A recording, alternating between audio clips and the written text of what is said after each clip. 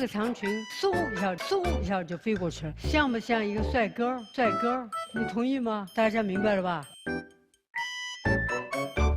你们怎么嘴巴那么臭啊？谁要瞎搞，我要站出来说话的。岂有此理，弄得俗不可耐。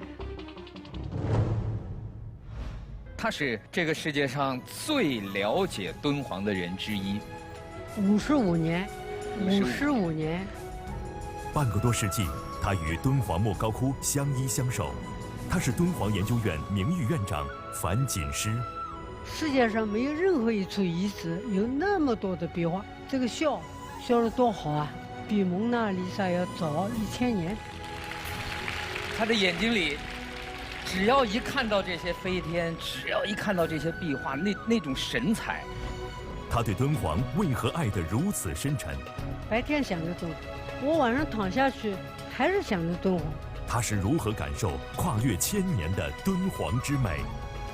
其中最高的一个标准就叫气韵生动。每一次去看，我都要把它多看2眼。这个描写可能也不亚于龙宫吧。美从何处寻？本期演讲者樊锦诗。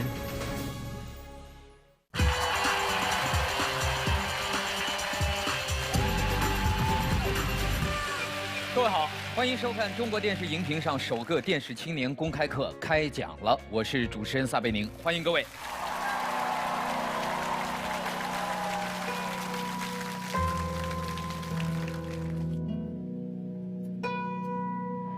今天的开讲，我们给大家安排了一个非常特别的开场。在我身边的这个演奏者石井，他手中的这个乐器叫箜篌。这个乐器是在中国流传1000年，但是到宋代慢慢消失了的一个乐器。那个年代没有照片，没有视频，所幸有这样一处宝藏，给我们留下了关于箜篌的大量的历史资料，这就是敦煌壁画。当然，敦煌留下的绝不仅仅是关于箜篌的记载，从美术到绘画到建筑到雕塑，太多的宝藏。今天我们请来的这位开讲嘉宾，可以说是这个世界上最了解敦煌的人之一，而很多人也给了他这样一个称呼——敦煌的女儿。让我们掌声有请本期开讲嘉宾，敦煌研究院名誉院长樊锦诗，有请。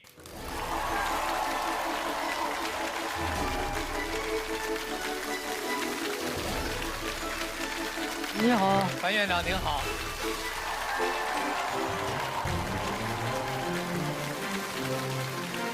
您慢点。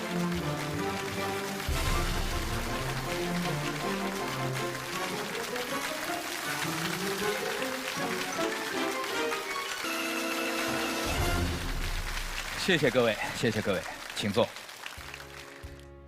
为您准备了一把椅子，您坐着跟咱们聊，好吧？来。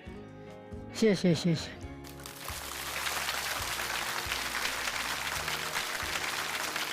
大家可能不知道我此刻的心情，终于能够在开讲的舞台上见到樊锦诗老师，终于能够当面叫您一声大师姐，您好。我知道您也是北大毕业的。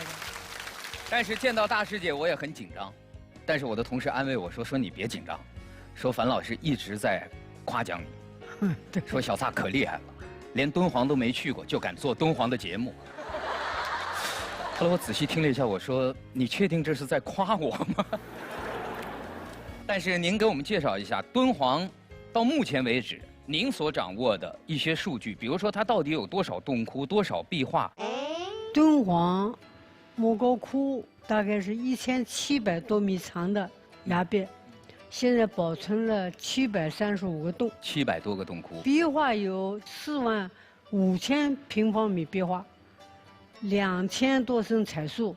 那么我可以告诉大家，世界上没有任何一处遗址有那么多的壁画。45000平米，2000多尊彩塑。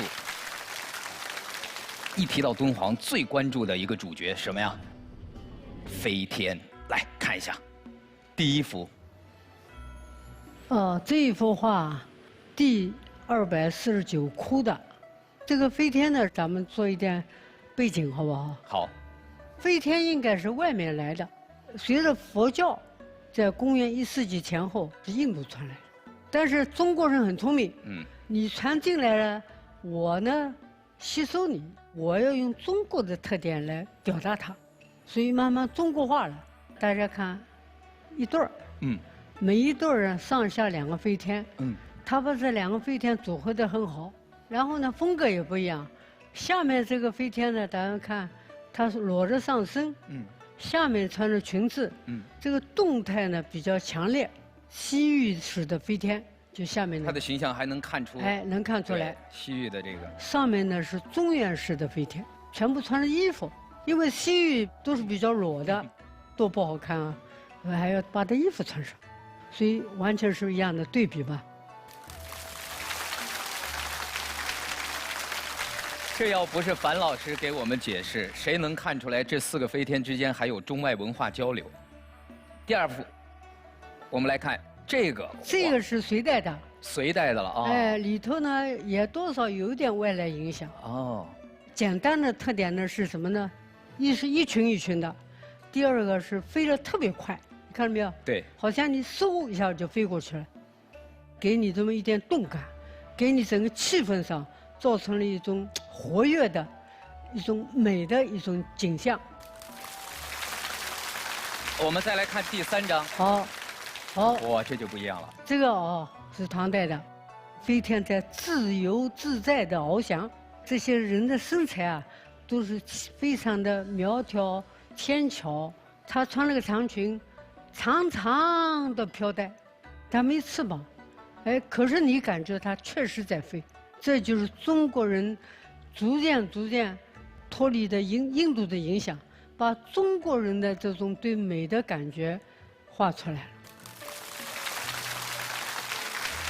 谢谢您，谢谢您。来，您请坐，您请坐。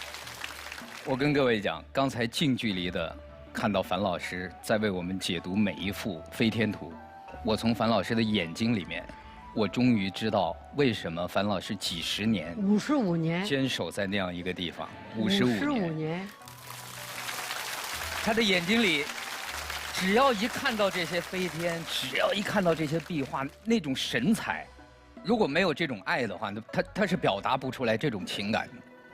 那么接下来，就让我们把这个讲台留给樊锦诗老师，有请樊老师为我们开讲他心中的敦煌。好。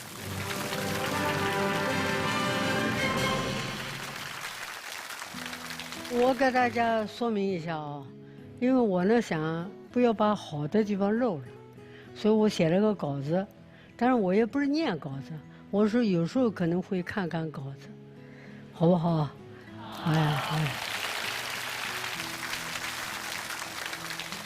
我现在就给大家介绍介绍莫高窟啊。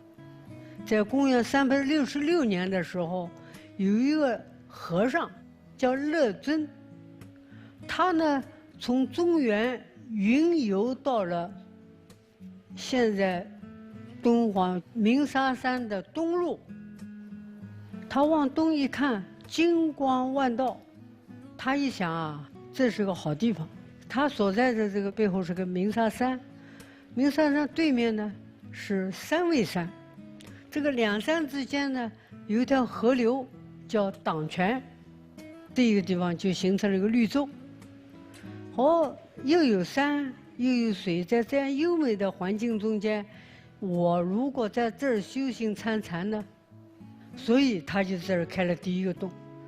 后来第二个和尚叫法良也过来了，正因为这两个和尚来开了两个洞，从此以后年年开窟，开了1000年。那么敦煌这么好的一个地方，那么我现在想呢，就带着大家一起去看看莫高窟。咱们先看外面，这就是莫高窟的外景。这个唐朝有一块碑，写了这么几句话：上下云错，构以飞阁，南北霞连，就是好像在云里戳到了云的这个高度。在地上的人往上一看，高空中间那个洞啊，这些窟檐像空中的一个楼阁似的，而且呢修了栈道跟楼梯，所以大家明白了吧？好，我再念下面那句话，叫“前流长河，波映重阁”。前面有一条河，这个河的波浪里头看到了莫高窟，跟它的外面是建筑的倒影，这个已经很壮观了吧？可是到了夜里头，圣灯照出来了，好像整个一个河川里头啊，这个星星闪烁的在发亮，所以叫圣灯十照，一串星悬，特别的壮观。这个描写可能也不亚于龙宫吧，是不是啊？这就是外在的美。所以我下面呢就想说说洞窟里头的美。一个洞什么意思呢？它有不同的建筑结构，有不同的彩塑、不同的壁画来表现一个主题，所以我们说它是这个三者的融合的一个综合艺术。不知道大家听明白了没有？哎，如果听明白，我就往下给大家重点讲一讲彩塑跟壁画，好不好？好。那么这个彩塑呢，到底怎么美啊？对，好，这一生是北魏的时候，第259窟禅定佛。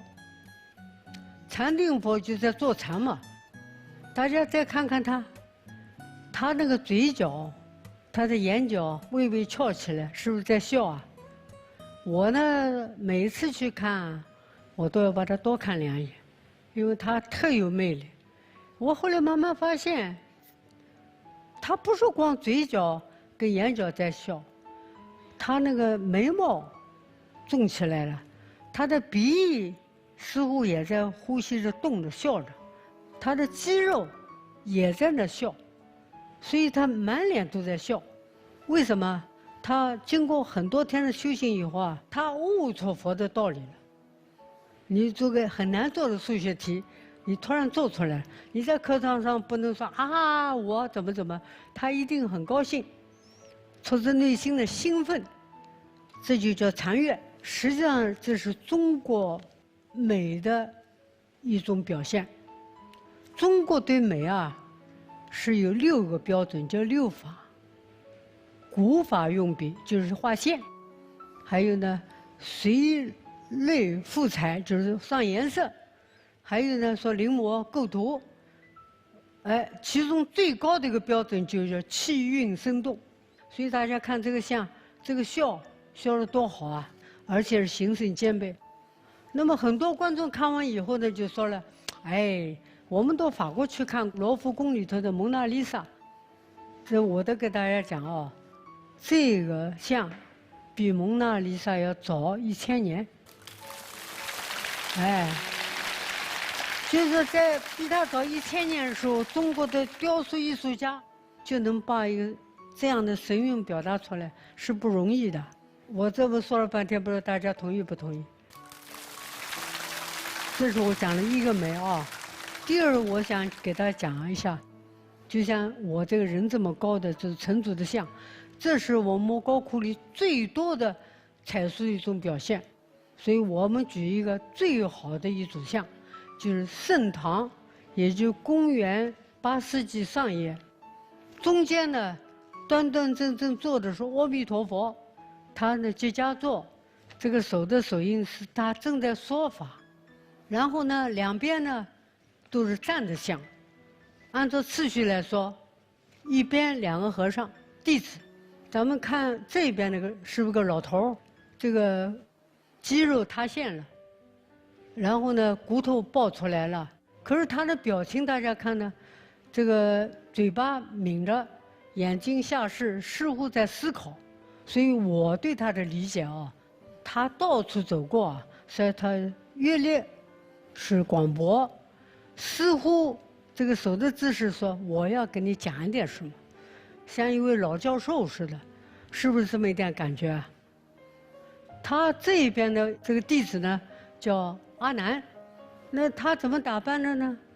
上面穿的是刺绣的锦襦，下面呢穿了个百褶裙，外面穿了个紫袈裟，像不像一个帅哥？这两边呢，两个很婀娜的呢是菩萨，最外头两个挺凶的吧，就叫天王。这么一组像，身份不同，年龄不同，可是它很好的组合在一起，你觉得它互相是呼应的，而且是呢整体感又很强。所以这个雕塑啊，确实很厉害。它中间是木头杆，绑上草，然后呢糊上泥，在上头贴刮塑捏，塑出来以后上的彩。可是你看，我说它笑得很美的，我说它丝绸，你不怀疑吧？下面讲讲壁画之美，我想先说说57窟一个美人菩萨。那么到底怎么美啊？它时代相当于初唐，这个菩萨哦，身材修长，微微的有点 S 型的三曲。为什么？它要表现女性体态之婀娜。哎，还有一个呢，头部微微侧着，两个眼睛呢，好像在下视。这我要告诉大家，我当女孩子的时候，不能眼睛到处乱看，这太不像一个有规矩的一个丫头了。还有一个呢，她这个容颜啊特别美，鼻子高高的，嘴唇红红的，长长的眼睛，还有她的化妆啊，实际上是古代的染成一个立体感，就像我刚才在那化妆似的，我也体会了，额头上染了一点，两颊染了一点。这个眼帘这儿也染了一点，大家看是不是这样？脖子上戴着璎珞，是金色的；胳膊上有个背穿，手腕上戴着手环，也是金色的。怎么会是金色呢？是古代用栗粉堆金，像我们现在做蛋糕似的，挤在上头，堆起来不是有立体感了吗？然后上面贴上金箔。所以给你感觉金碧辉煌。然后呢，我们综合来看，为啥说它美呢？它的形象，它的神采，光彩照人，秀丽典雅的一个妙龄少女，而不是菩萨。画这么好，也是从人群里头的美的典型把它表达出来。但是呢，我们莫高窟的壁画里头，不是光高大上的，也有生活细节的，生老病死、婚丧嫁娶、衣食住行，通通的画。哎，这个刷雅图，这个什么时候啊？相当于公元8世纪末中唐的时候，就是说1000多年前，我们的古人已经知道牙齿要讲卫生了。这还是有意思的吧？这是中英文化交流的一个事情。据说释迦牟尼啊，在这个讲经说法的时候，旁边不是好多小和尚吗？说你们怎么嘴巴那么臭啊？你们回去把牙齿刷干净，才到我这儿来听经。哎，这个东西就传到我们国家来了。所以我们莫高窟的壁画里头画得很细啊，什么农耕啊、收割啊。还有商业，还有战争，还有音乐舞蹈，都画。所以有人就说，敦煌壁画是墙壁上的博物馆，百科全书式的壁画。可是我告诉大家，敦煌壁画在缓慢的衰退。大家看啊，这是唐朝的仕女图。我们敦煌研究院当初成立的时候，这个画已经模糊了。我的前任院长叫段文杰，他是一个画国画的画家。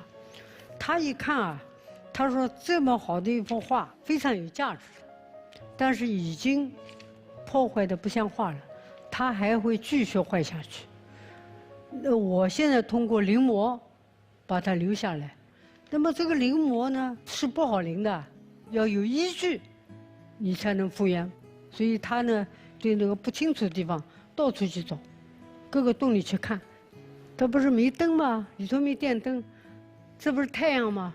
他拿那个镜子对着太阳，再把光打到洞子里头去，他们是这么画的呀。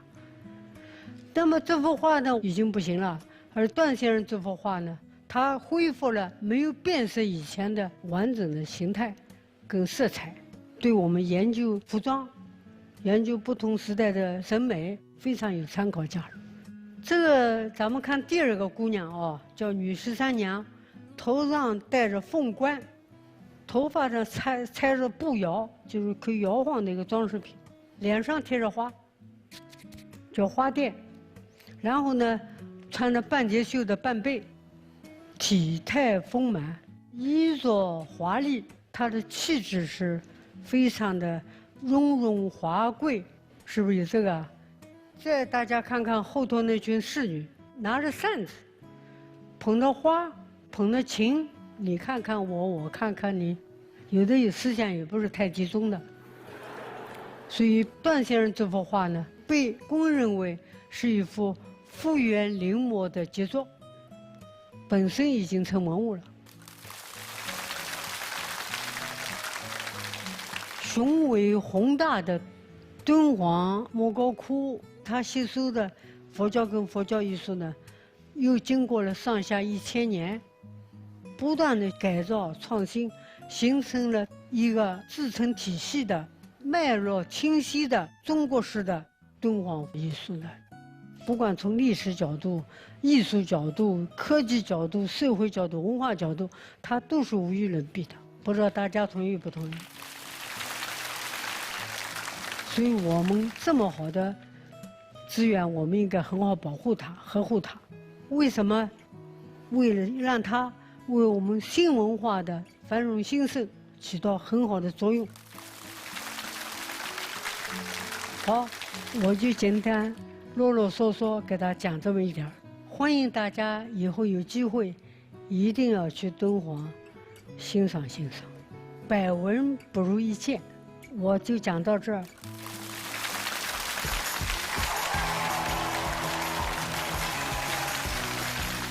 感谢樊院长给我们带来的精彩开讲，谢谢各位，谢谢各位，请坐。您真的是3年盼到您来一次，但是您讲这一次够我们回味3年，所以真的感谢您今天这么细致的，一个细节一个细节的。但是也只能在有限的时间里给我们打开了一扇小小的窗口，但已经让我们所有人心潮起伏。包括讲到那个禅乐的时候，就那个佛像的那种笑，我就突然想到我上学的时候，经常看着老师，脑子里不知道在想什么，嘴角就浮现出奇妙的微笑。这时候老师就一个粉笔扔过来，又做白日梦。下一次我就可以跟老师说，请不要打扰我的禅乐。不过大家发现了吗？通篇下来，全部讲的敦煌，自己的55年一字未提，深受感动。谢谢您，再次感谢您。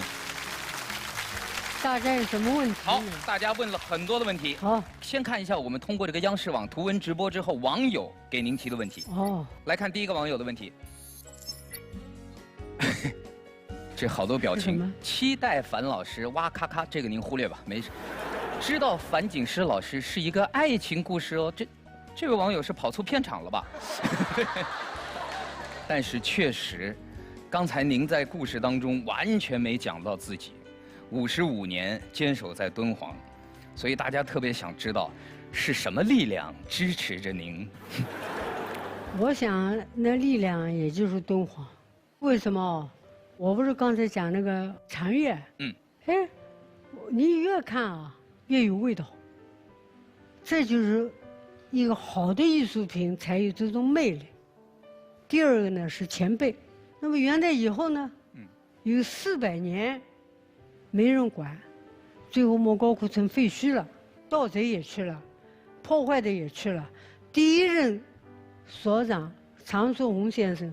他是留法的著名油画家，但是他到敦煌以后呢，他就不走了。后来他妻子都走掉了，他也不走。那么这老人家们当时什么情况？我给大家讲啊，住的是土房子，睡的是土炕，点的是油灯跟蜡烛，然后呢喝的是咸水，然后呢物资匮乏，看报纸是等于看历史，就这么个地方。哎，他们居然待下来。我第一次去实习，他们拿着蜈蚣梯，一个树杆儿插着树枝，往上爬。第一次叫我爬，我说我没见过这梯子，我可不敢爬。说你就爬，爬到上头再往下一看，哟，我怎么下呀？吓得我最后早饭不敢喝水，我怕上厕所呀。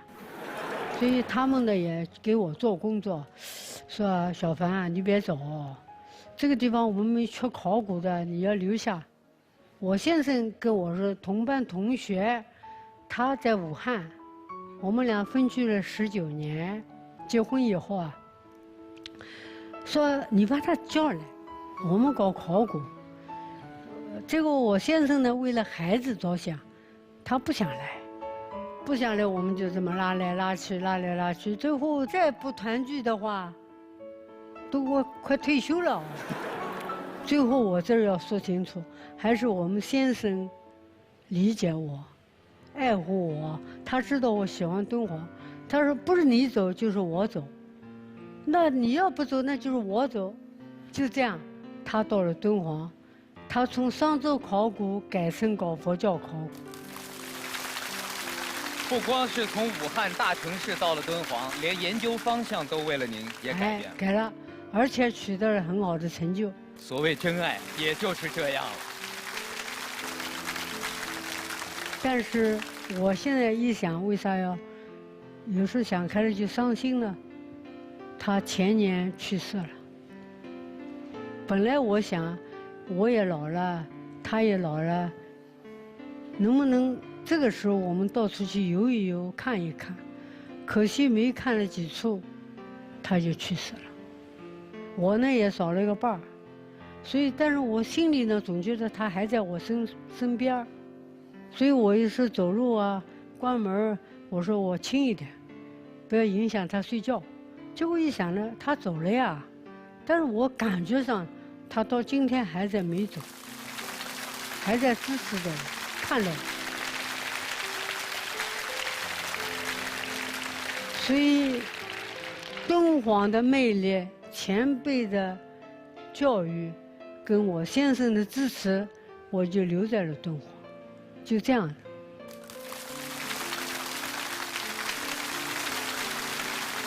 其实您已经把这位观众的问题回答了。我把他的问题带上来，是因为我觉得他真的，他的问题就像一首诗一样，也表达了我们很多人想表达的情感。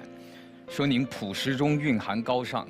温柔中隐含执拗，迎大漠风沙而立，坚守敦煌半世纪。樊先生为敦煌做了太多，请问您是如何在逆境中坚守？如何怀抱和坚持初心？刚才樊老师已经回答了我们这个问题，也给了我们年轻人一个启示：如何在今天这样一个诱惑也多、机会也多的社会中坚守我们的初心。接下来6位青年代表，你们有什么问题想跟樊教授交流？谁先来？来。2位老师好，我叫奚木良，我是文化遗产方向的博士研究生。我一直觉得您的名字特别诗意。我不知道这里边有没有什么典故或者寓意。这个名字呢倒是不错。但是我告诉大家，实际上是我父亲给我取的。我跟我二姐是双胞胎。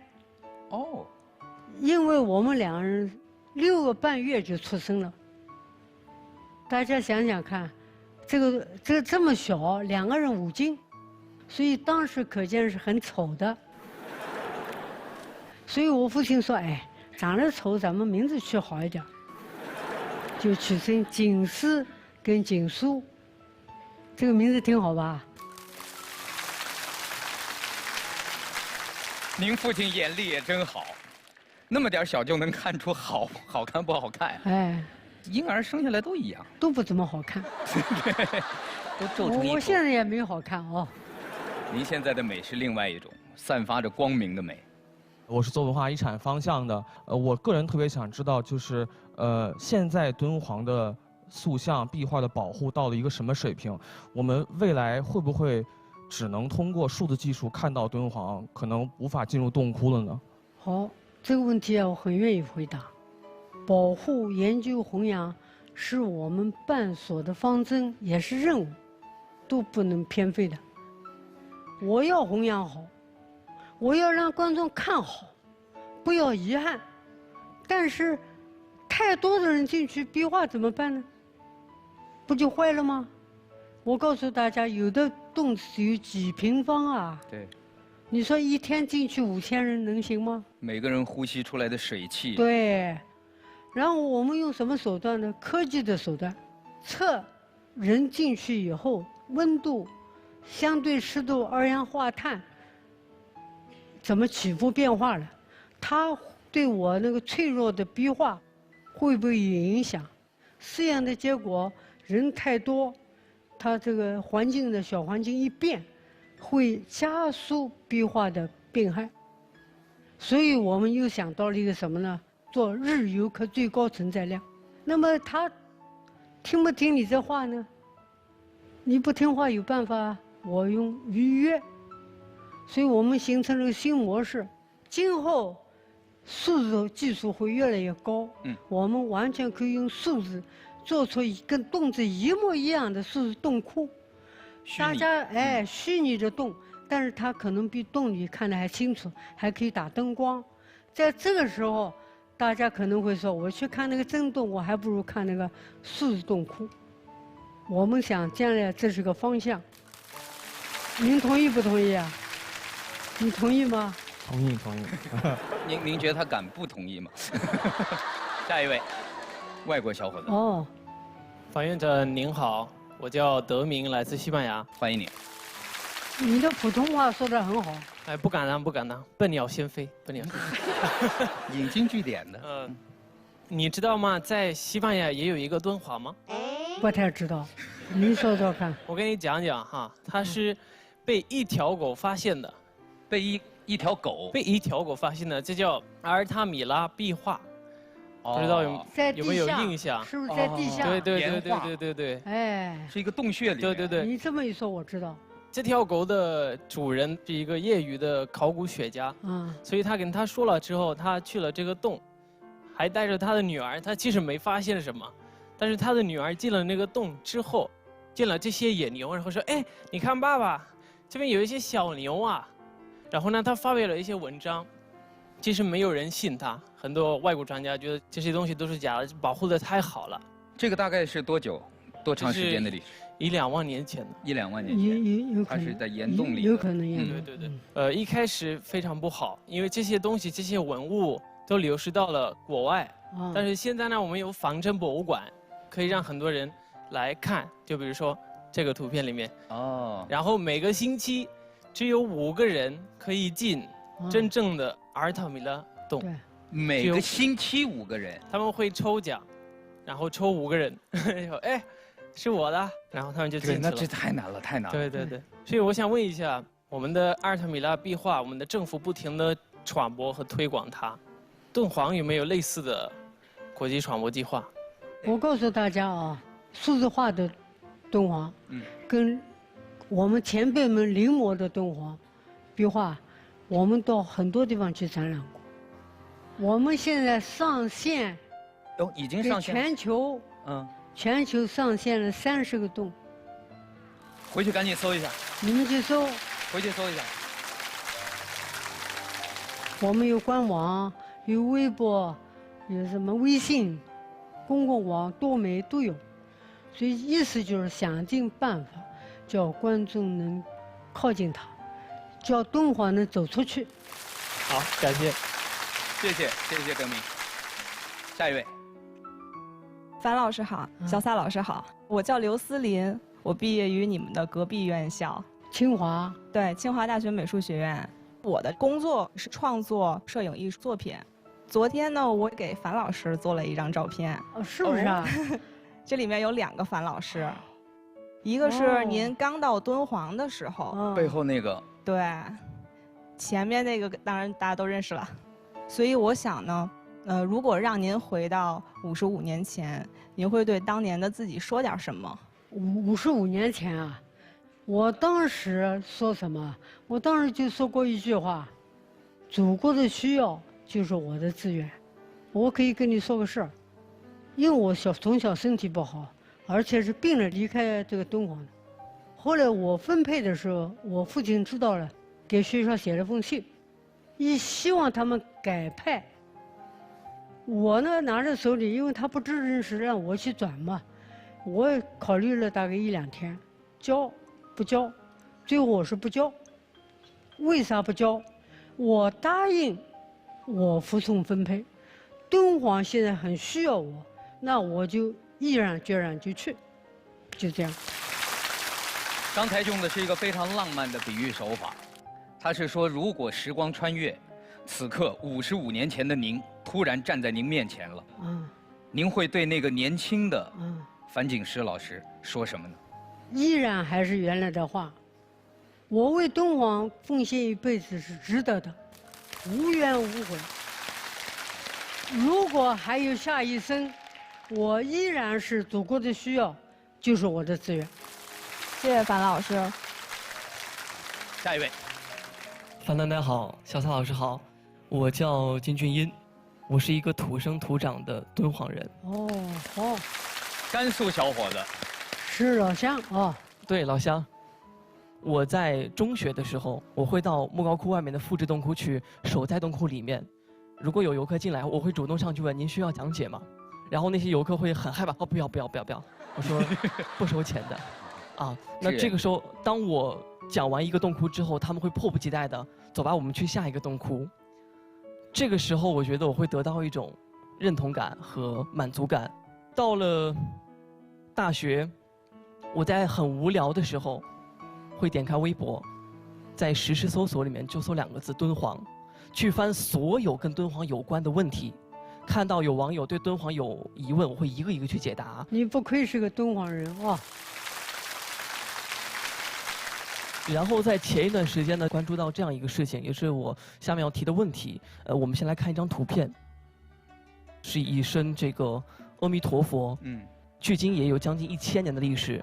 这尊佛像呢，几年前被重修了，我们来看一下它重绘后是什么样子。可能就是当地的老百姓用了最简单的涂料，去把颜色画上去，把这个佛的背光画得跟一个棒棒糖一样。所以我想问樊院长，您看到这样的事儿，您会感觉到气愤吗？我肯定感到气愤。你前面那个佛啊，他穿的是什么知道吧？山水袈裟。哦。他就表现一个是有说法的。一个宇宙啊，一个空间啊，是这个。你现在这么一弄，把人家那个东西全破坏掉，而且呢特别俗气。你看，怎么能这样呢？我跟大家说啊，文物保护有个原则，过去叫修旧如旧，咱们现在说的是按照文物的原状的修复。所以，我们搞修的人啊，不是随便修的，原来他是怎么画的，用的什么材料、什么胶、什么土、什么草、什么颜料，它为什么会坏？很复杂的这个都得弄清楚。它现在画面是不能动的，你要修。也得拿出一个方案，经过批准，你才能去修。但您觉得现在像刚才这种情况，它还有复原的可能吗？比如说把它涂上的这一层打磨掉？那去不掉了，去掉已经显示不出来。引以为戒。希望我们在座的人，在座的年轻人，能将来当守护者。你们都是守护者。我今天带了这个笔记本。就是专门用来做我研究敦煌的一些笔记，于是也有幸，在这个笔记本的后面，有樊奶奶的先生签名，彭金章2015年于敦煌。哇，这好呀！所以你是见过彭老师在那儿？是，所以我一直在想，你们一代人在敦煌奋斗了这么久，你们对于敦煌的一些见解、感觉是不同的。在敦煌有这么一句宣传语，叫“每个人心中都有一个敦煌”。我希望您今天来跟我们大家解读一下这句话。我刚去啊，我也不是不爱它，但是我对它那种感情没像现在这么深。我现在已经是今年是81岁了，我是去年的7月份应该说退了，但实际上我脑子里可能每一天都在想着敦煌。我晚上躺下去还是想着敦煌，早上醒过来第一件事还是敦煌。到现在我觉得敦煌就是我的生命，我不允许把敦煌下稿，谁要下稿我要站出来说话。很多敦煌的人就是因为时间待得长了，越待越爱它。我们有的老先生啊，默默无闻地给敦煌干了一生，最后就埋在莫高窟的前头，还守望着莫高窟，他无怨无悔，就有这么一些前辈。樊老师现在的状态就让我想起中国历代的学者对于学问的追求，3个境界：昨夜西风凋碧树，独上西楼望断天涯路。然后再往下走，衣带渐宽终不悔，为伊消得人憔悴，全身心的投入。到了最后，众里寻他千百度，蓦然回首，那人却在灯火阑珊处。如果我们也能在一生中有这样的追求和境界，那是一件多么幸福的事儿。最后一位，樊院长好，小撒老师好，我呢叫徐莹，目前是一名敦煌舞蹈的普及教育工作者，历经了8年的时间，编创了2套敦煌舞普及的教材。因为我自己自身的经历，非常深的一个感触就是在普及群众文化的过程当中，其实并不那么的容易。